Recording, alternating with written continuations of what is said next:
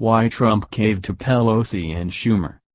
I never again want to hear someone ask why the Democrats chose Nancy Pelosi and Chuck Schumer as their leaders. The two just made a deal with the guy who wrote The Art of the Deal and made it the art of the steal. Poor President Donald Trump was lucky he got out of the room with his hair. On Wednesday, Trump threw his support to a deal that gave the Democratic leaders everything they wanted: disaster relief funding and a 90-day extension of both the day-to-day funding of the government and the debt ceiling.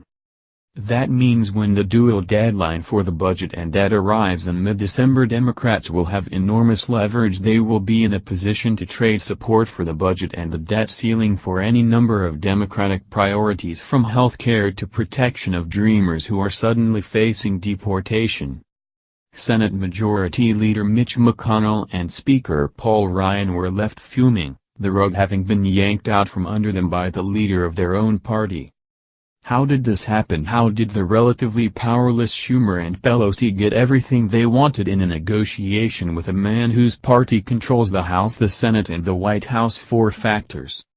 1. Democratic unity. Unity is a force multiplier, and congressional Democrats are as united as I have ever seen them.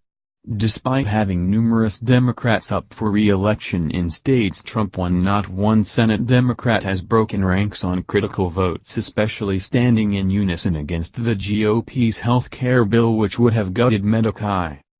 Schumer and Pelosi maximize what little leverage they have by holding their fractious party together. No easy task.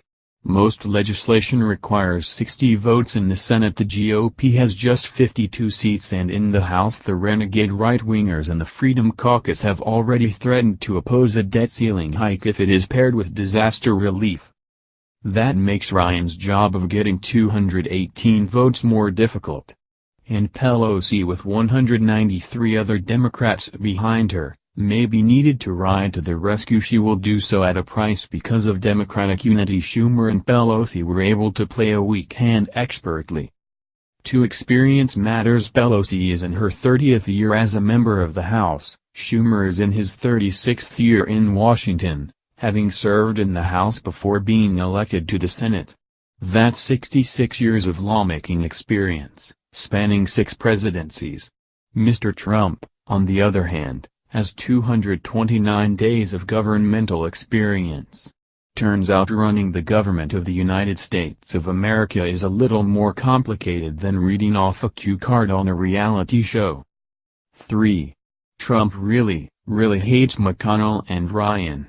I know many liberals carry signs that say love Trump's hate, but with Donald Trump, hate seems to drive everything. He is a man propelled by a superhuman sense of grievance. Why, we will never know. He was born wealthy and lived an entitled life. But the grievance pours from him nearly every time he opens his mouth.